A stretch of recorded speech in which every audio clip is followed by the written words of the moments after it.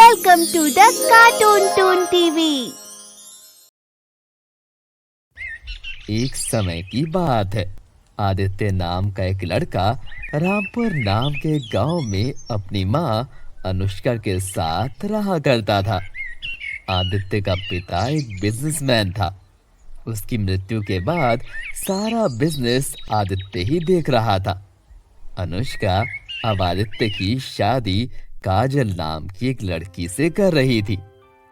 काजल देखो, ये साड़ी का रंग कैसा है। बाकी तुम्हें जो जो साड़ियाँ पसंद है तुम सब रख लो। हम इन सब का एक खट्टा बिल बना लेंगे। उसके बाद हमें सुनार की दुकान पर भी जाना है। तुम्हारे सोने के गहने बनने को दिए हुए हैं। माँ जी, आप कोई भी साड़ी पसंद कर लीजिए। मुझे आपकी पसंद पर पूरा भरोसा है। आप मेरे लिए जो भी पसंद करेंगी मुझे सब अच्छा लगेगा। सच में हम कितने किस्मत वाले हैं जो हमें तुम जैसी अच्छी बहू मिल रही है काजल।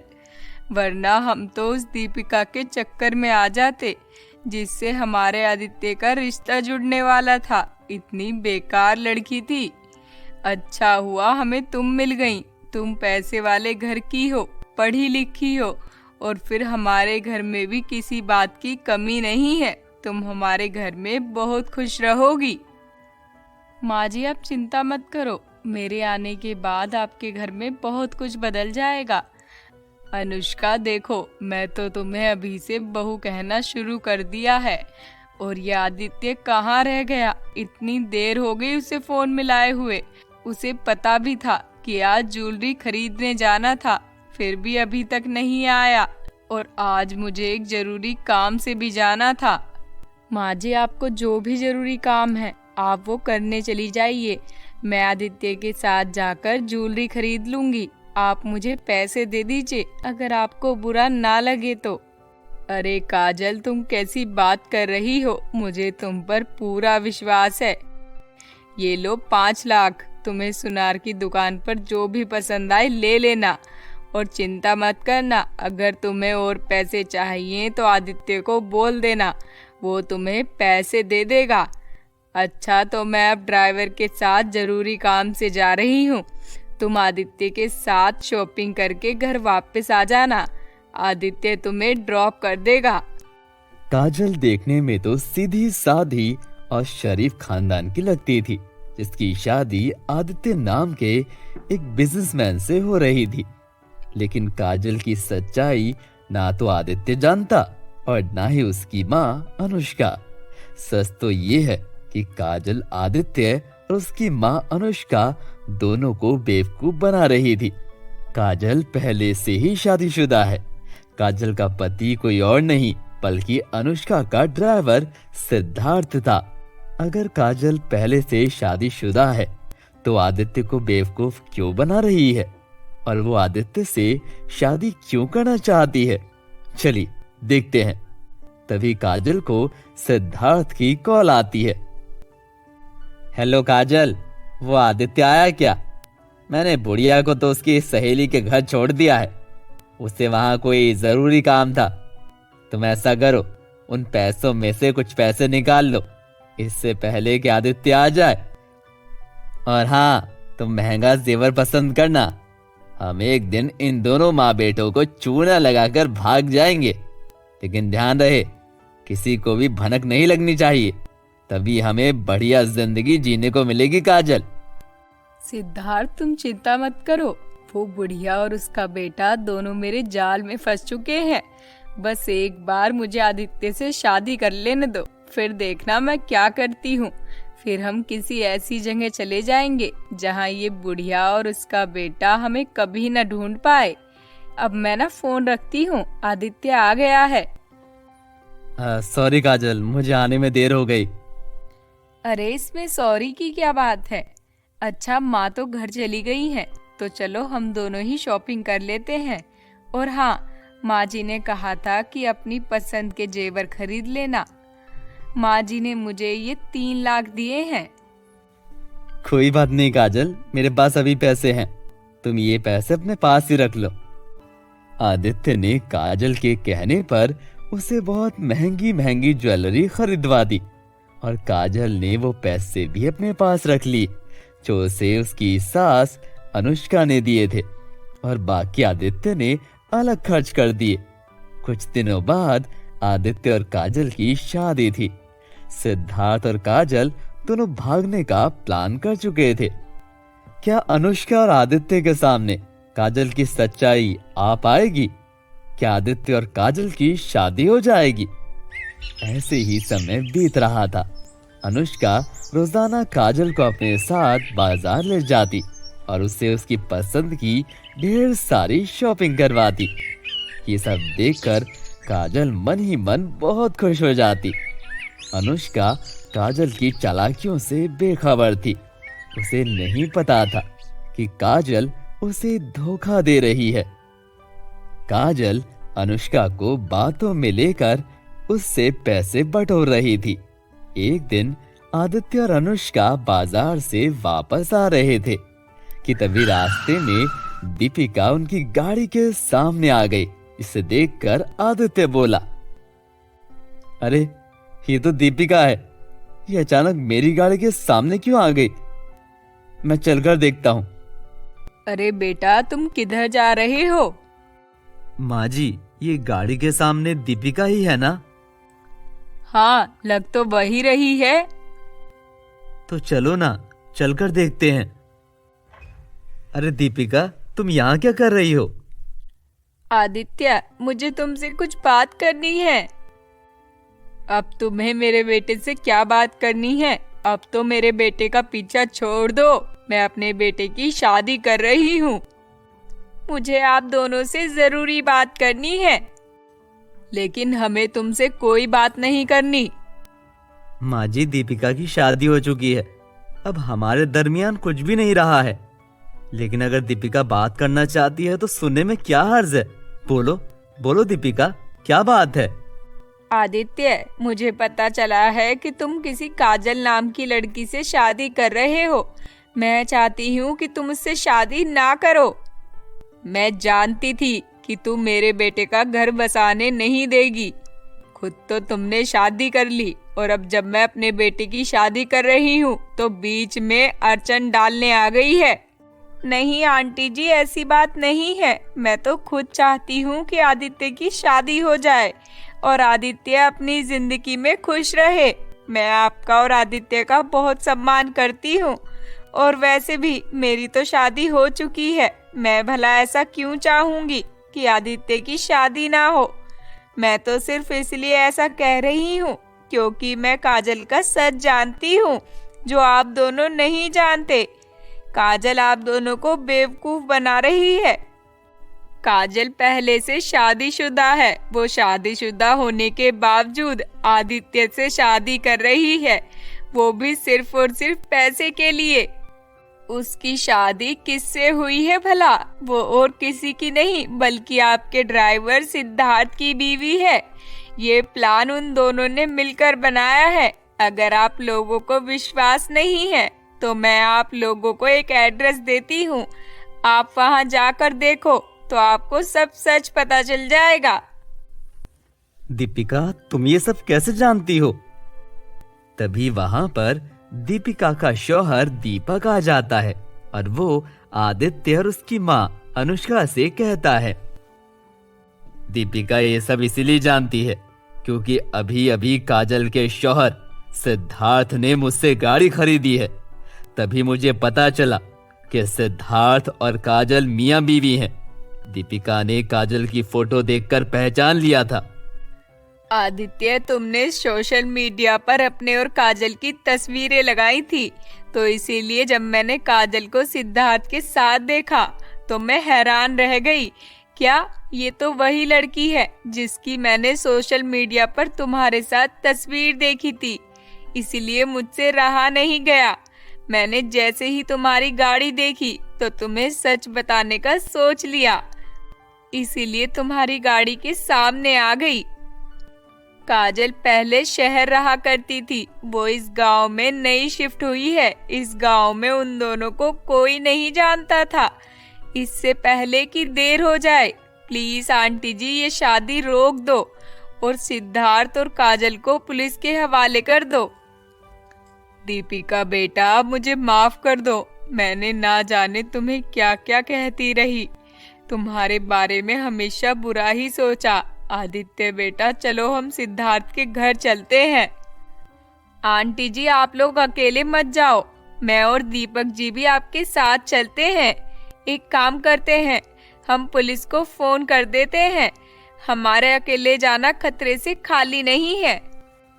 फिर वो पुलिस को फोन कर देते हैं और सब मिलकर सिद्धार्थ के घर जाते हैं, जहां सिद्धार्थ और काजल भागने की पूरी तैयारी कर चुके होते हैं। उन्हें भागता देखकर पुलिस उन्हें पकड़ लेती है और उनसे सारे जेवर पैसे भी निकाल लेती है। दीपक और दीपिका की वजह से समय रहते अनुष्का काजल की सच्चाई जान जाती है और उसे पुलिस के हवाले कर देती है। लेकिन अनुष्का इस बात से बहुत दुखी थी कि उसने आदित्य की शादी दीपिका से क्यों नहीं होने दी। अनुष्का अपनी जिद की वजह से दीपिका को बहू स्वीकार नहीं करना चाहती थी, लेकिन अब उसे इस बात का एहसास हो गया था कि अगर वो जिद ना करती तो आज आदित्य का प्यार उसके साथ होता। ऑनलाइन शॉपिंग करने वाली बहू। आज आपको एक ऐसी बहू की कहानी सुनाने जा रहा हूँ जो ऑनलाइन बहुत शॉपिंग किया करती थी, लेकिन ऑनलाइन शॉपिंग करने में उसके साथ क्या हुआ, आइए जानते हैं। एक समय की बात है। किरण नाम की एक लड़की अपने पति ईशान और अपनी सास अदिति के साथ रहा करती थी। किरण का पति एक फैक्ट्री में काम करता था और किरण और अदिति घर का काम काज देखती थी। किरण पढ़ी लिखी थी, लेकिन ईशान किरण को जॉब करने नहीं देता था। उसका कहना था कि मैं हूं ना, मैं सब मैनेज कर लूंगा। ईशान की महीने की तनख्वाह बहुत अच्छी थी, उससे उसका घर बहुत अच्छे से चल रहा था। एक दिन ईशान जब फैक्ट्री से वापस आ रहा था तो रास्ते में उसका एक्सीडेंट हो गया। जब ये बात किरण और अदिति को पता चली तो वो भाग कर गई और ईशान को हॉस्पिटल ले गई। माँ जी, ईशान ठीक तो हो जाएंगे ना? उन्हें कुछ होगा तो नहीं? किरण बेटिया, तू चिंता मत कर, ऊपर वाला सब ठीक कर देगा। तभी वहाँ डॉक्टर आता है। डॉक्टर, मेरा बेटा ठीक तो है ना? जी वो ठीक है, लेकिन एक चिंता की बात है। क्या डॉक्टर? ईशान कुछ अरसे चल फिर नहीं सकता। क्या? जी, लेकिन आप चिंता मत करिए, मैं आपको दवाइयाँ लिख देता हूँ, उससे ये जल्दी फिर से चलने फिरने लग जाएंगे और आपको इनका एक ऑपरेशन भी करवाना होगा। जब दवाइयाँ खत्म हो जाएं, तो आप इन्हें एडमिट करवा दीजिएगा, इनका ऑपरेशन कर देंगे हम लोग। जी ठीक है डॉक्टर साहब। डॉक्टर, क्या हम ईशान को घर ले जा सकते हैं? जी, आप इन्हें घर ले जाइए। किरण और अदिति ईशान को घर ले आते हैं। फैक्ट्री वालों ने ईशान की बीमारी का सुना तो उन्होंने कहा, हम ईशान को पूरी तनख्वाह तो नहीं दे सकते, क्योंकि हमें ईशान की जगह कोई और बंदा रखना पड़ेगा, लेकिन हाँ, कुछ ना कुछ जरूर दिया करेंगे। किरण अपनी सास अदिति से कहती है, माँ जी, अगर आप कहें तो ईशान की जगह मैं फैक्ट्री चली जाया करूं। अरे किरण बेटिया, तू कैसी बातें कर रही है? तू जानती भी है फैक्ट्री का काम कितना मुश्किल होता है, और फिर तूने ईशान को भी तो देखना होता है। फैक्ट्री से जो पैसे आते उनसे गुजारा नहीं हो रहा था, इसलिए किरण घर बैठकर ऑनलाइन काम करना शुरू कर देती है और साथ ही साथ ईशान की भी देखभाल करती रहती। एक दिन किरण को मोबाइल पर ऑनलाइन सस्ती शॉपिंग का एड शो होता है। किरण घर का कुछ सामान ऑर्डर कर देती है। एक दिन में ही उसका ऑर्डर डिलीवर हो जाता है। किरण ने सोचा, ये तो बहुत अच्छा है। अब किरण डेली कुछ ना कुछ ऑर्डर करती रहती। उसे ऑनलाइन शॉपिंग करके बहुत मजा आता। ईशान की दवाइयां भी खत्म हो चुकी थी, तो किरण और अदिति ईशान का ऑपरेशन करवा देती हैं। अब ईशान बिल्कुल ठीक हो गया था। ईशान ने फैक्ट्री जाना शुरू कर दिया था। ईशान एक दिन किरण से कहता है, किरण, अब मैं बिल्कुल ठीक हो गया हूँ और फैक्ट्री जाना भी शुरू कर दिया है। अब तुम अपना काम छोड़ दो। अरे ईशान जी, आप कैसी बातें कर रहे हैं? मैं तो काम नहीं छोड़ सकती। और मैं कौन सा घर से बाहर जाती हूँ काम करने? घर बैठे ही करती रहती हूँ ना। तभी वहाँ अदिति आ जाती है और कहती है, अरे ईशान बेटा, किरण घर में अकेली बैठ बैठ कर भी तो बोर हो जाती है। चलो घर बैठकर अगर वो कोई काम कर रही है तो करने दो ना। ईशान माँ की बात सुनकर चुप हो जाता है। ईशान देख रहा था कि अब किरण सारी शॉपिंग ऑनलाइन करने लग गई है। किरण को अगर कोई घर का सामान चाहिए होता या फिर खुद का कोई सामान, तो वो सीधा ऑनलाइन ऑर्डर कर देती। एक दिन ईशान किरण से कहता है, किरण, मैं देख रहा हूँ आजकल तुम हर चीज ही ऑनलाइन ऑर्डर कर देती हो। ऑनलाइन शॉपिंग में चीजें बहुत महंगी मिलती हैं। इससे अच्छा है कि तुम माँ जी के साथ बाजार चली जाया करो। जो तुम्हें चाहिए होता है तुम ले आया करो। आजकल ऑनलाइन फ्रॉड भी बहुत हो रहे हैं, समझी? ईशान, मैं कौन सा तुमसे पैसे मांगती हूँ? अब मेरे अपने पैसे हैं तो क्या मैं उनसे अपनी मर्जी से कोई भी चीज नहीं ले सकती? इतना कहकर किरण वहां से चली जाती है। अगले दिन किरण को उसकी दोस्त लीला का फोन आता है। हाय किरण, कैसी हो? मैं लीला हूँ। अरे लीला, तुम्हें आज मेरी याद कैसे आ गई? बस किरण, शादी के बाद ऐसी मशरूफ हुई कि किसी से बात करने का टाइम ही नहीं मिला। अच्छा सुन किरण, मैंने ऑनलाइन बिजनेस शुरू किया है जिसमें घर का रसोई का सारा सामान मिलता है, वो भी घर बैठे और सस्ते दामों में। तुम्हें मैं वेबसाइट का लिंक सेंड कर देती हूँ, तुम जरूर शॉपिंग करना उससे। हाँ ठीक है, तुम मुझे लिंक सेंड कर देना, मैं जरूर शॉपिंग करूँगी। हाँ ठीक है, बस इसमें तुम्हें पेमेंट एडवांस करनी होगी। चलो ठीक है। लीला किरण को वेबसाइट का लिंक सेंड कर देती है। किरण वेबसाइट पर जाकर ऑनलाइन काफी चीजें खरीद लेती है, लेकिन जब वो पेमेंट करने लगती है तो एरर आ जाता है और पेमेंट सेंड नहीं होती। काफी कोशिश करने के बाद किरण लीला को कॉल करती है और उसे बताती है, तो लीला कहती है, मैं तुम्हें अपने मैनेजर का नंबर सेंड कर देती हूँ, तुम उनसे बात कर लो, वो तुम्हें सारा कुछ बता देंगे। हाँ ठीक है। लीला मैनेजर का नंबर सेंड कर देती है, तो किरण मैनेजर से बात करती है। मैनेजर जहाँ जहाँ क्लिक करने को कहता है, किरण वहाँ वहाँ क्लिक करती है। फिर मैनेजर कहता है, अब मैं आपको एक लिंक सेंड करता हूँ, आप वो ऐप डाउनलोड कर लो। किरण ऐसा ही करती है और ऐप डाउनलोड कर लेती है, तो पेमेंट हो जाती है। मेरा ऑर्डर कितने दिनों तक आ जाएगा मैनेजर? जी 2 या 3 दिन में आ जाएगा।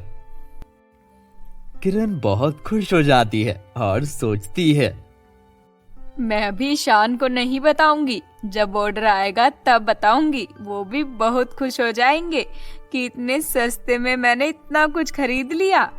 कुछ ही टाइम गुजरता है कि किरण को मैसेज आता है कि उसके अकाउंट से 10,000 रुपए कट गए हैं। इसे देखकर किरण बहुत हैरान होती है कि मेरे पैसे कैसे कट सकते हैं।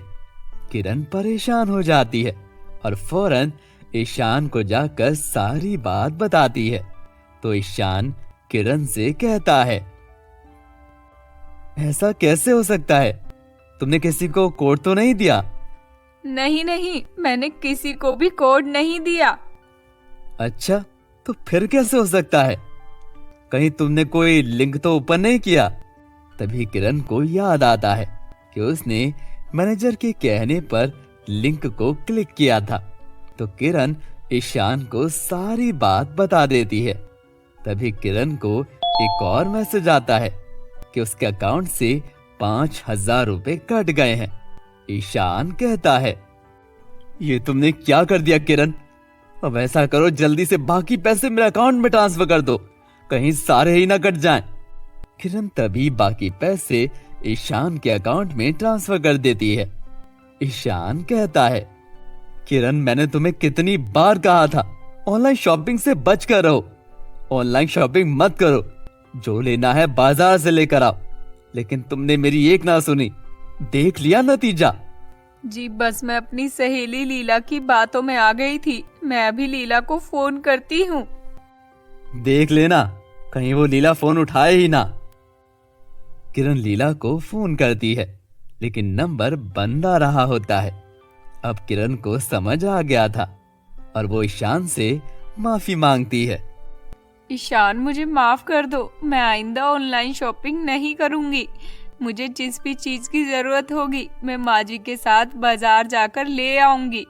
मुझसे बहुत बड़ी गलती हो गई जो मैं अपनी सहेली पर भरोसा किया। कोई बात नहीं बेटा, इंसान गलतियों से ही सीखता है। फिर क्या हुआ, मेरे पास कुछ पैसे पड़े हैं, मैं तुम्हें दे दूंगी, तुम चिंता मत करो। किरण और दुखी हो जाती है कि उसकी सास उसका कितना ध्यान रखती है और उसने उनकी एक बात नहीं मानी। माँ जी मुझे क्षमा कर दो, मुझे आप दोनों की बात मान लेनी चाहिए थी। उस दिन के बाद से किरण ने कभी ऑनलाइन शॉपिंग नहीं की। प्यारे बच्चों, हमारे बड़े हमारे अच्छे के लिए ही हमें रोकते हैं। समय रहते ही हमें इनकी बात मान लेनी चाहिए, क्योंकि बाद में पछताने के अलावा हमारे पास कोई चारा ही नहीं बचता। इसीलिए हमें एक बात हमेशा ध्यान रखनी चाहिए कि हमें ऑनलाइन शॉपिंग नहीं करनी चाहिए, क्योंकि ऑनलाइन शॉपिंग में बहुत सारे धोखे हो जाते हैं, फ्रॉड हो जाते हैं। क्योंकि अगर हमें किसी चीज की अच्छी जानकारी नहीं है तो हमारे साथ गलत भी हो सकता है, जैसा नीलम के साथ हुआ। क्योंकि नीलम नहीं जानती थी कि ऑनलाइन शॉपिंग में क्या क्या फ्रॉड होते हैं। उसने अपने पति और अपनी माँ की बात नहीं मानी और उनके बिना पूछे वो ऑनलाइन शॉपिंग करती रही। और एक दिन ऐसा आया जब उसके अकाउंट से ज्यादातर पैसे ऑनलाइन फ्रॉड में चले गए। इसीलिए हमें अपने बड़ों की बात माननी चाहिए और ऑनलाइन शॉपिंग नहीं करनी चाहिए, या करनी चाहिए तो लिमिट में करनी चाहिए। Don't forget to like and subscribe the channel.